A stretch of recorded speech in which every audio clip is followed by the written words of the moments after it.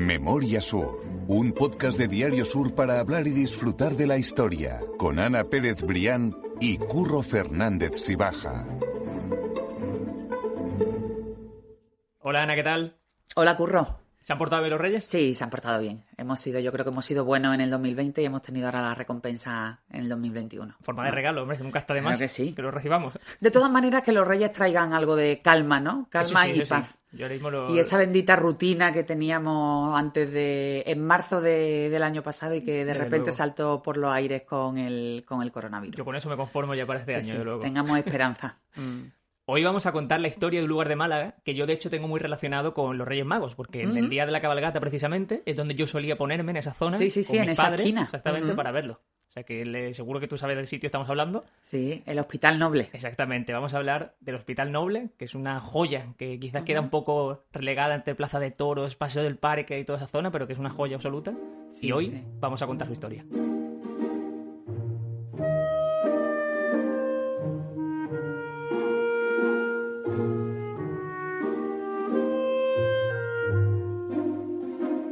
La primera curiosidad es que, lejos de lo que mucha gente cree, el Hospital Noble no recibe ese nombre precisamente por atender nobles. Exactamente. Sí, efectivamente.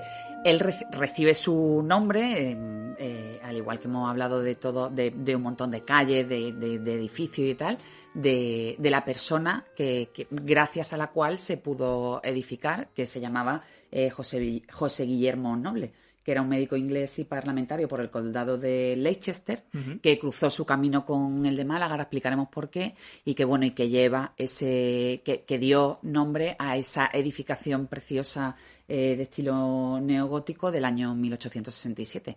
Decías justo que se levantó en el año 1867. Y eso te iba a decir, que digo, precisamente le decimos Hospital Noble, pero a día de hoy ni es hospital ni atiende a noble. Ni o sea atiende que no a tiene noble. nada que ver. Es completamente Efectivamente, distinto. él vino a Málaga, como decimos, era un médico inglés, vino a Málaga para curarse de un estado de salud que era bastante precario, ¿no? Aquí llegó a ejercer, pero en una epidemia que todos conocemos ahora muy bien, esa terminología la manejamos muy bien. Una epidemia de cólera que hubo en Málaga en torno al año 1861, pues él fue a la cercana Alameda a atender a una persona que estaba alojada en una de las fondas, que ya hemos hablado también de esas fondas de la Alameda, se contagió de cólera y murió. Falleció en el año 61 y fueron sus herederos los que quisieron que ese legado que había dejado su padre en la ciudad, pues que tuviera la expresión física de un edificio pues que se dedicara a la atención a la gente de Málaga, ¿no? Sobre todo, los herederos lo hicieron como un espacio donde no solo se atendiera a los vecinos, sino que se atendiera también a los marineros extranjeros que llegaban a Málaga y que al final era muy difícil en aquella época, lógicamente la atención sanitaria no era la que conocemos hoy, y que tuvieran ese espacio para recuperarse y para curarse de cuando llegaban a Málaga enfermos, ¿no? Estabas diciendo precisamente que fue en esa fonda, la Alameda, donde estaba Noble. Pero mencionamos hace un par de podcasts que precisamente alguien como Hans Christian Andersen estuvo allí, en ese podcast que hicimos sobre Alameda, estuvo en esa fonda. Y vino a Málaga a curarse de una depresión. Entonces se utilizaba mucho eso de trasladarse a lugares abiertos, con luz, el aire, las montañas. No era el caso de Málaga, pero bueno, que sí funcionaba muy bien ese traslado a lugares que eran beneficiosos para la enfermedad que tenía en concreto, ¿no? Sí, Hans Christian Andersen pues dejó un escrito maravilloso sobre cuál era la visión que él contemplaba desde la ventana de su fonda, de su hotel, y de hecho una de las esculturas cercanas de la Alameda, en concreto en la Plaza de la Marina, pues recuerda al gran escritor, ¿no? Invitamos a escuchar ese podcast de la Alameda que fue muy interesante también, y contamos esa historia con más detalle también. De este modo, como tú estás diciendo, José Guillermo Noble no disfrutó, por decirlo así, de ese hospital, y fueron sus hijos, como decías, quienes dieron esa donación, ¿no? Quien hizo esa donación para que Málaga tuviese otro hospital. Sí, justo era un terreno del ayuntamiento y ellos se encargaron de construir el hospital. Ellos pusieron en la firma que hicieron con el consistorio, con el Cabildo Municipal, pusieron varias condiciones. En concreto, líneas rojas de cuestiones a las que no se podía dedicar el hospital. En concreto, recogían específicamente que de ninguna manera podía albergar un manicomio o casa de locos, también llamada, una escuela ni una casa de corrección. Y además incorporaban otra cláusula que decía que en el caso de que el edificio se dejase arruinar o bien se aplicase a otra finalidad que no fuera la hospitalaria, tal y como ellos habían contemplado en memoria de su padre, que esa propiedad del inmueble y el terreno tenían que volver a manos de los herederos del doctor Noble, ¿no? Estas condiciones que estás diciendo en el futuro tendrán un papel importante y que ahora sí, veremos claro, durante administrativo, el podcast. sí. Sí, que ahora lo iremos viendo durante el podcast. ¿Cómo era ese Hospital Noble, Ana, en su apertura? Bueno, pues ¿Qué función tenía? por empezar con esas condiciones sobre la mesa, la familia hizo una aportación de 20 a 25.000 duros y bueno, ya se empezó a gestar el edificio. Por dar los nombres de las personas que intervinieron, el Cabildo del Ayuntamiento acordó la cesión de ese solar en el corazón de la Malagueta. Las obras corrieron a cargo del arquitecto municipal Cirilo Salinas.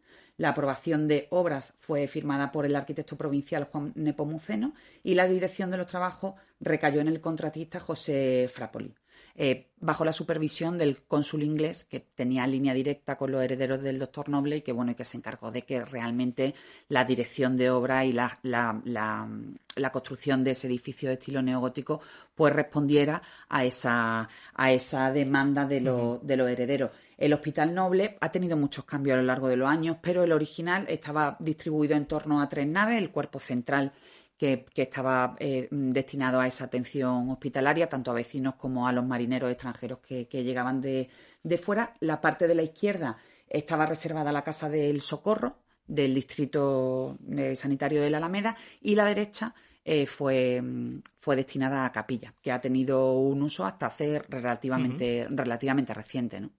Cuentas en ese artículo, que como siempre decimos, vamos a dejar en las notas del podcast, que cualquiera que quiera verlo solo baja la pantalla, hace clic y directamente se va a la web de Sur para leerlo con calma, que ya existía una consulta pública para la gente pobre, la gente con menos recursos de esa época. O sea, que era también un gesto altruista. Sí, efectivamente. En aquella cesión también se solicitaba que la atención a los vecinos más necesitados, ¿no? En unas condiciones más extremas de precariedad también sanitaria, que se les atendiera, y se abrían consultas gratuitas durante primeras horas de la mañana, de 8 a 10, estaban destinadas esas consultas a atender a la gente que más lo necesitaba, ¿no? Muy, muy loable. Sin embargo, el acontecimiento que más peso tuvo en esa historia del Hospital Noble fue el hundimiento de un buque alemán en el año 1900, ¿no, Ana? Sí, bueno, yo creo que todos conocemos la historia, que además la tenemos que contar en algunos de estos podcasts futuros, el hundimiento, el naufragio de la fragata alemana Gneisenau, que tuvo lugar el 16 de diciembre de 1900. Ahora recuerdo, hace relativamente poco, ¿no? El mes pasado se cumpliría aniversario. Bueno, pues imagina lo que fue aquello, que hubo decenas de muertos, y el Hospital Noble se convirtió en ese lugar donde atender a decenas de heridos, y que, bueno, por cuestiones históricas y al final de ese los giros del destino, pues se consiguió que el hospital realmente cumpliera el objetivo para el que fue creado, ¿no? Que era para atender a los marineros, pero nunca, yo creo que las autoridades nunca se pudieron llegar a imaginar que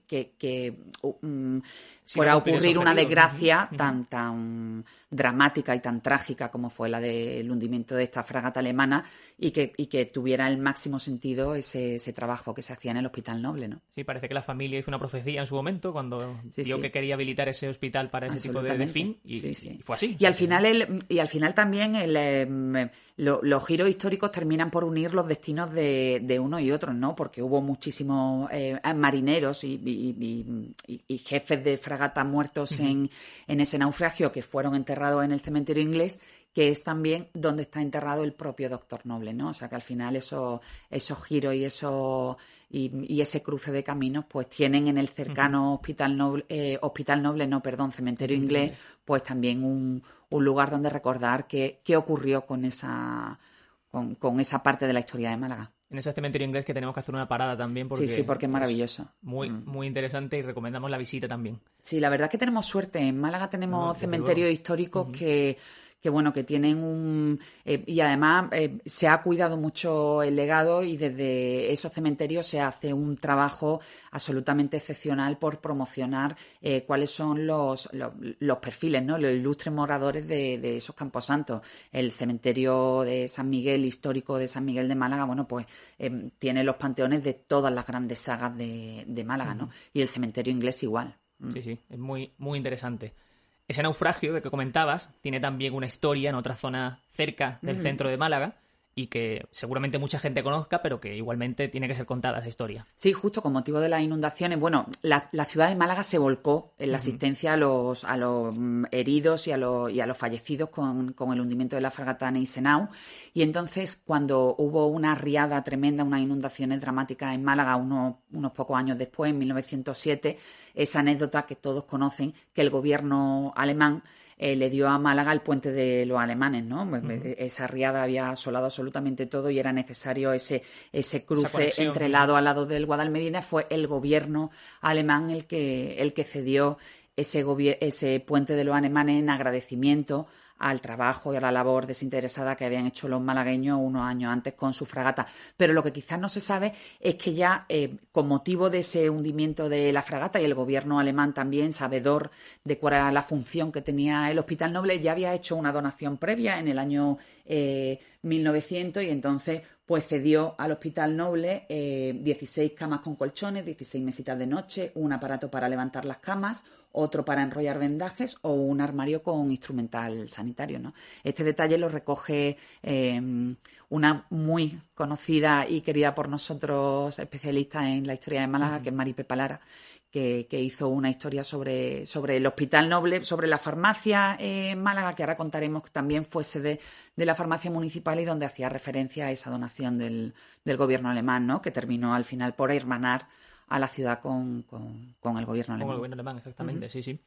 En los años posteriores, ese hospital fue cambiando de nombre, fue cambiando de titularidad, según, sobre todo, la situación política, ¿no, Sí, Ana? claro, al final todo el devenir de los acontecimientos, los nombres de las calles, la funcionalidad de determinados edificios quedaban sujetos en aquellos años convulsos pues al devenir de los acontecimientos políticos. Tampoco no fue una excepción el caso del Hospital Noble y, bueno, por dar algunos datos, por ejemplo, en el año 1923 el edificio se entregó a la Junta de Damas de la Cruz Roja y durante la dictadura de Primo de Rivera la dirección corrió a cargo del doctor José Gálvez Ginachero, que también fue alcalde de Málaga, bueno, y una persona absolutamente imprescindible por la labor que hizo, también filantrópica. Hemos hablado en varias ocasiones en este podcast por la ciudad de Málaga. Yo creo que él merece un podcast concreto del que desde aquí prometemos. Por ejemplo, en la Segunda República se le cambió el nombre, se le quitó el nombre de Hospital Noble, pasó a llamarse Hospital Municipal. Lógicamente, con los cambios políticos, el doctor Gálvez Ginachero fue destituido y las hermanas religiosas, las hermanas de la Caridad, que eran las que regentaban, las que daban asistencia en ese hospital, fueron apartadas. Y tras la Guerra Civil, las instalaciones ya recuperaron la normalidad y siguieron atendiendo a los enfermos de la beneficencia.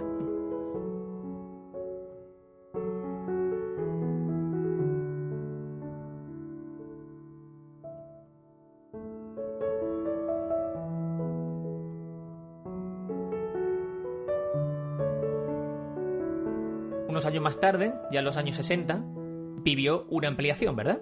Sí, efectivamente, las ampliaciones y los sucesivos cambios que ha tenido en el Hospital Noble tuvo su máximo esplendor, o sí, el máximo resultado en los años 60. Las obras de ampliación se prolongaron durante casi una década y allí se incorporaron servicios como el laboratorio químico municipal e incluso la farmacia municipal, que antes estaba en la casona y que tras una mudanza por una obra en el edificio terminó encontrando acomodo definitivo en el Hospital Noble. Precisamente esta historia que tiene la farmacia municipal también tenía un carácter benéfico, aparte del trabajo que hacía vinculado al ayuntamiento.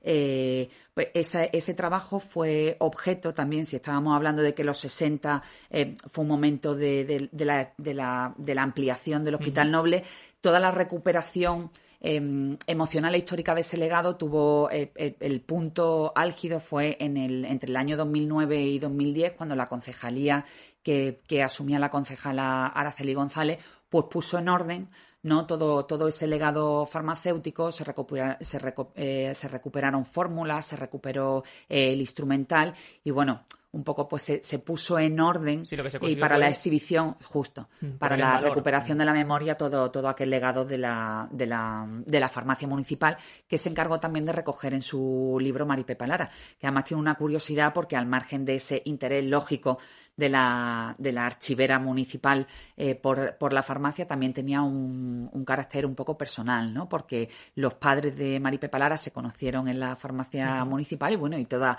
la vida personal, familiar y profesional de los padres, incluso de la propia Mari Pepa, que llegó a trabajar allí en los primeros años, pues tienen acomodo en ese libro que desde aquí recomiendo a todo el mundo. No, desde luego. Y ahí se consiguió también poner en valor ese punto de Málaga del que estamos hablando. Y eso fue hace apenas lo que decimos, 9-10 años cuando se consiguió todo eso, en 2009-2010. Sí, es importante la recuperación del legado y un poco poner en valor y que la gente recuerde porque fueron importantes los edificios, ¿no? Y en ese sentido yo creo que la labor de la farmacia municipal fue muy importante en paralelo a esa gestión de hospital que tuvo el Hospital Noble. Sin duda. En los años 80 fue perdiendo peso ya como hospital, como tal, aunque esa botica, esa farmacia de la que tú estabas funcionó hasta el año 92, justo, exactamente, sí. Hasta el 92. Progresivamente ya fue acogiendo distintas administraciones municipales y se fue convirtiendo cada vez más en lo que es hoy, ¿verdad? Sí, oficinas municipales, allí fueron trasladados, por ejemplo, Bienestar Social, Medio Ambiente, Comercio, Vía Pública y la empresa de agua. Entonces, poco a poco, todo ese traslado fue dejando a un lado la labor asistencial que había tenido durante muchísimos años, muchas décadas, ¿no? Desde el año 1867, que hemos dicho que se levantó, pues hasta el 92 más o menos, entre los años 80 y los 90 del siglo XX, bueno, pues ya se cerraba un capítulo y se abría otro desde el punto de vista administrativo y municipal. Si recuerdan nuestros oyentes, decíamos al principio del podcast que si ese Hospital Noble caía en la ruina o en el desuso, volvería a ser propiedad de la familia Noble.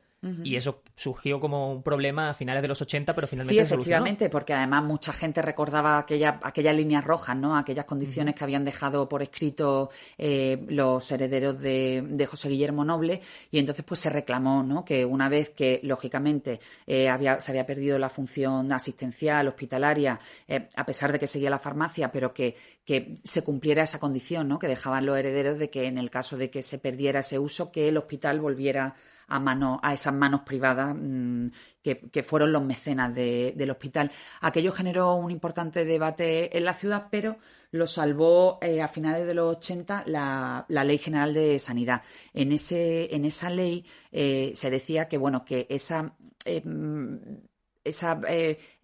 función asistencial, ahora que se habla tanto de las competencias de una y otra administración, ya dejaba de ser competencia municipal, con lo cual efectivamente el Hospital Noble había dejado de tener ese uso hospitalario, pero la ley, al quitarle la competencia al gobierno municipal, ya el gobierno municipal quedaba eximido de cumplir con esa función, con lo cual sí que se pudo hacer la pirueta administrativa, ¿no? Y claro, se quitó esa responsabilidad y el Hospital Noble siguió en manos municipales como actualmente es hoy, ¿no? Eso es, y hoy tenemos, como decía antes, una joya que quizás sea desconocida por muchos porque tiene un entorno muy, muy rico y muy concurrido de gente, pero que igualmente merece la pena ser visitada y ser reconocida. Sí, la verdad es que es un edificio precioso. Yo animo a la gente a que si puede que pase lentamente por los alrededores de ese precioso Hospital Noble, que se detenga en su preciosa arquitectura y si tiene un poco de tiempo ya que se pase por el cercano cementerio inglés y allí verá también esa huella histórica no solo del Doctor Noble, sino por ejemplo de los protagonistas de los que también hemos hablado, de los miembros de esa fragata Gneisenau que al final sirvieron para darle el máximo sentido a ese Hospital Noble, ¿no? Pues invitamos a hacerlo a todo el mundo y yo quedo citado contigo para la semana que viene, si te parece bien. Aquí estaremos, Curro. Genial, mil gracias. Gracias a ti siempre. Memoria Sur es un podcast de Diario Sur. Escucha un nuevo episodio cada semana en iVoox, Spotify, Apple Podcasts y consulta las referencias de este episodio en diariosur.es.